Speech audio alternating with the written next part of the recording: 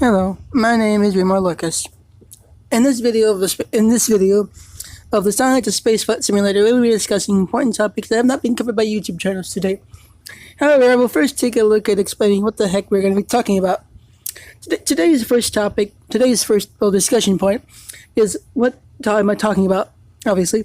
So the important things to note are thrust to weight ratio.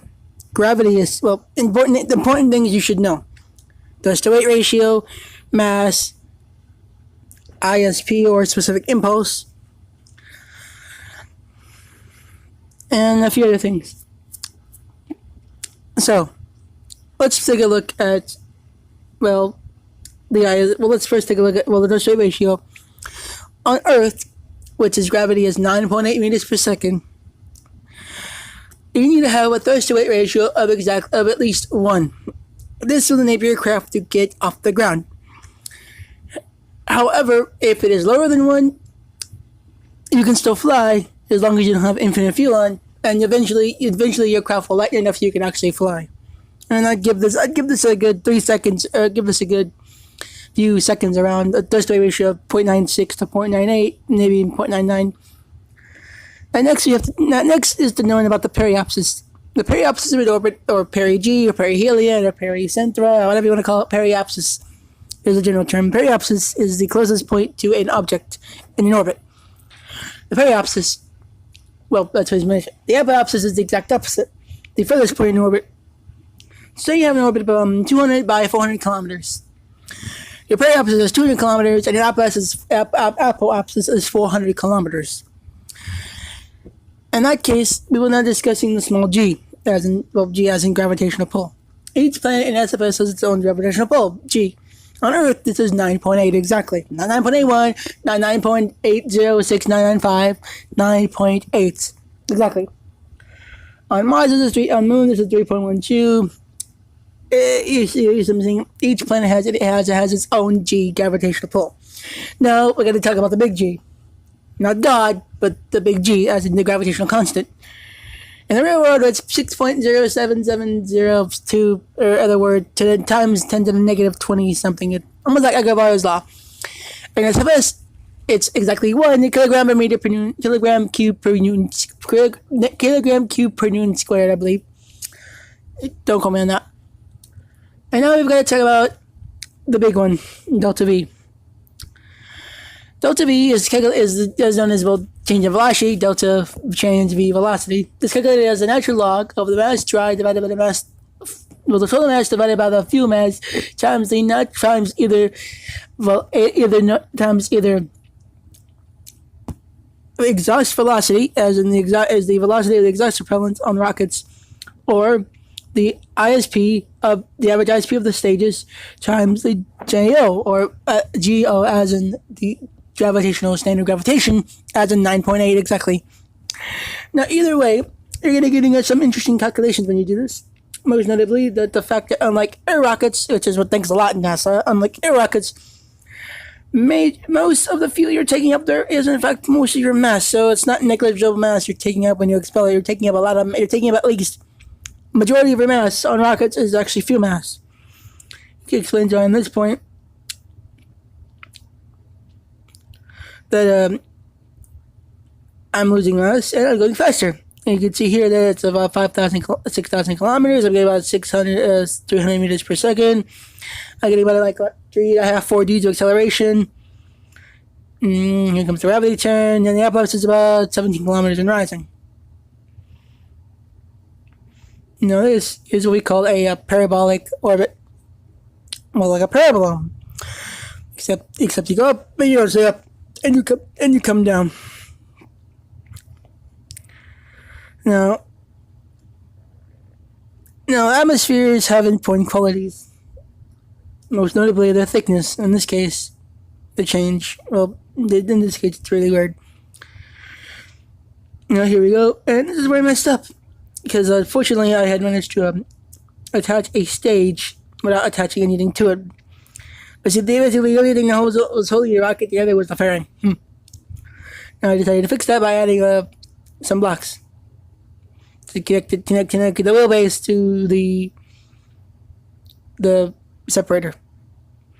Now here you've got three major engines. You've got two Hawk engines with a total thrust of 100 with an individual thrust of 115 tons, and a Titan engine with a thrust of about 1,000 or so tons. So not that much. In any case, I'll be doing calculations for afterwards. You've got a lot of thrust behind you here. I have no clue. I think I was coasting up and then coasting down and coasting up again, just trying to waste a lot of fuel, I guess, on this run. I'm not entirely sure what I was thinking when I was doing this. But anyways, we've got a nice large. And this is, I guess you could say this is technically an advanced circularization maneuver. Well, I'm still in the atmosphere. I'm only like 5-6 kilometers up, like about 600 meters per second. It's just one of the things. And eventually I'll be calculating the important things, such as, well, I suppose now we can go on with the suicide burns. Because you have to take your height and get how much fuel you can take before you get to zero, while getting around at the same time. Oh, well, so we got to mention one thing. Now we have an important discussion to make. Includes, well, now we're going to now it's all about well, I suppose now, in order to get from Earth to Moon, you have to have an orbit, and getting from the orbit to another orbit takes a thing called the thing called the Hohmann transfer. Hohmann transfers are basically half elliptical orbits you get from one orbit to another orbit. Basically making a single burn at the periapsis to get to a higher apoapsis, and burning again the apoapsis to get to the periapsis equal. Or in this case, all about circulation. Now here you can see I've got a nice 30 some odd kilometer orbit, 30 some kilometer apoapsis, which will be changing as soon as I get the periapsis up. And there you go. So now you have to actually get the periapsis above 30 kilometers to consider low Earth orbit. And there you go. I'm now in Earth orbit. Both apoapsis and periapsis are above the 30 kilometer orbit required for, orbiting. Now that I've set the moon as my target, I've got to go to the white zone known as the launch window, which, by the way, it's pretty interesting. To early launches, you, and basically this is only for interstellar launches. To early launch zone, you get there too early. Too late launch, you get there too late. Well, not too late or too early. You're in the launch, so you'll get there. But you'll get there at a really right time. If it's too early, you might have to go under the planet's orbit to increase your speed. If it's too late, you might have to go over the planet's orbit to decrease your speed, or vice versa.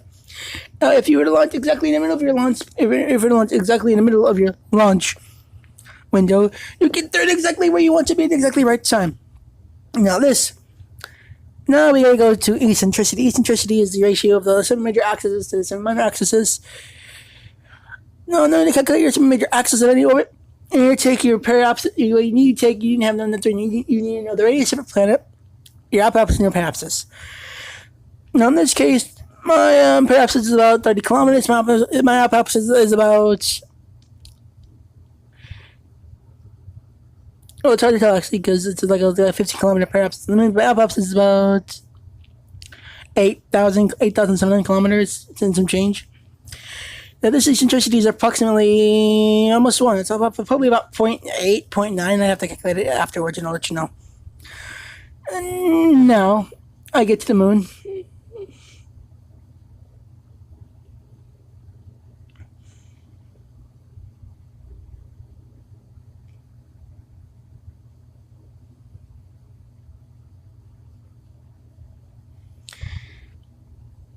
And here we are, and at the moon we have an encounter window, which means we're now experiencing a change of SOI, a sphere of influence. Now I won't get into that in this episode, but calculating these influences from calculating these influences is a pretty important thing I had to solve when I was doing my important delta V calculations earlier. In this case, we are now about 50 kilometers up, about 4,500 meters per second, and now we're doing a retrograde burn, I guess. And now it's just the RCS engines doing the retrograde burn, which, by the way, have a very, very terrible thrust ratio. And it's unfortunate. it'll take me a bit to actually get the burn. Now you can see here as I was burning, I actually got in second encounter with the moon due to the fact that if I would have increased, in this case, you can easily see that you can easily see here that that an encounter with the moon is important to note the fact that it's and this also brings up an important point. Gravity assist. You can see here that because I was coming around the moon and going, and because I was coming around the moon and going in the same direction as the moon was going, the moon's motion for the moon's forward velocity, which is about some 300 meters per second, or so, gave me an extra boost. Now, if I could use that to get out of the solar system, well, out of the Earth's sphere of influence, but I did not because I was doing a retrograde run. Now, here's a simple thing for gravity assist. If you want to go fast, if you want to go fast, you've got to go behind the planet and go with the planet. If you want to go slow, you got to go in front of the planet and slow down, or go behind the planet. Basically, it's just two sideways racing. You're coming in from the top and going out the bottom and going fast, or you're coming in from the top and going out the bottom, going fast, going slower. Or I'll just have it on the window because apparently I'm talking too fast again. Well, I don't have much else to speak besides random nonsense. So we can discuss how crappy I did in the simulation here. So here you go.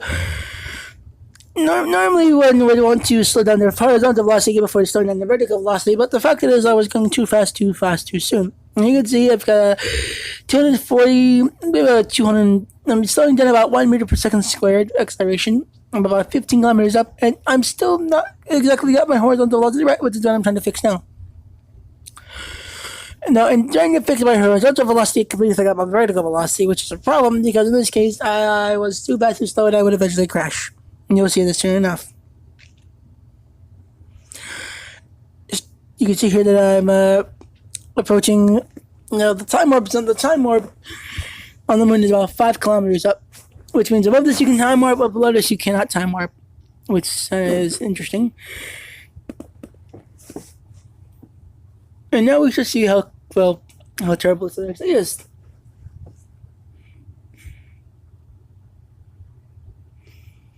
Around 9.5 kilometers, I'm going about 150 meters per second. I'm not even slowing down at all. I'm trying to get my horizontal velocity done, but by the time I do that, I will actually screw myself over and get my vertical velocity done. So that's kind of an ouch. A really, really important ouch. Here you go. I'm 1 kilometer up, and I'm going 170 meters per second. There's no way I have enough force to that, and I go into a free spin, trying to fix myself, and I'm going about 40 meters per second, and I spin again, 30 meters per second, broke a RCS thing off, broke another one off, broke a parachute, broke a couple of thermonuclear generators, and hopefully this time when I land, I should have stopped the reels, but I didn't, and this time when I land again, breaking up, whatchamacallit, here you go. And I was spinning again, and I'm actually not spinning anymore.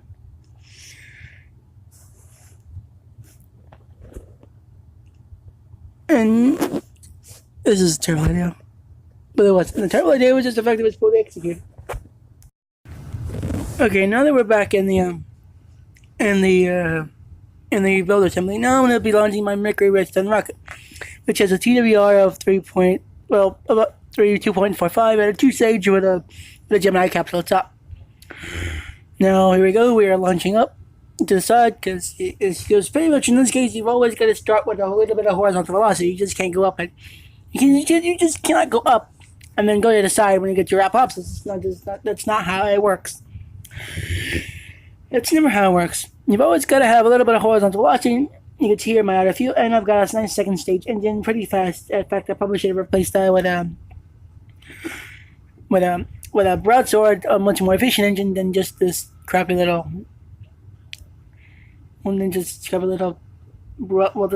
Falcon or Hawk.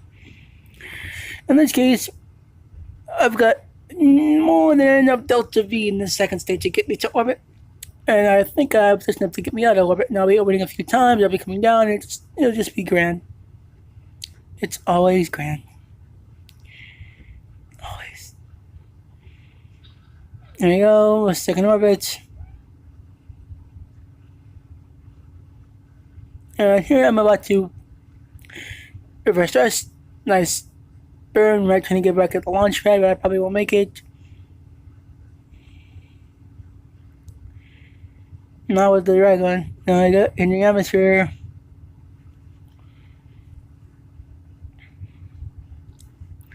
And now we hit about 16 kilometers, and my face stays forward. So now I should have stopped here. I should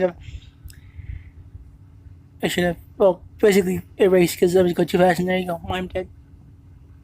That's like a lot actually. So this is Malcolm, and I hope you have a nice.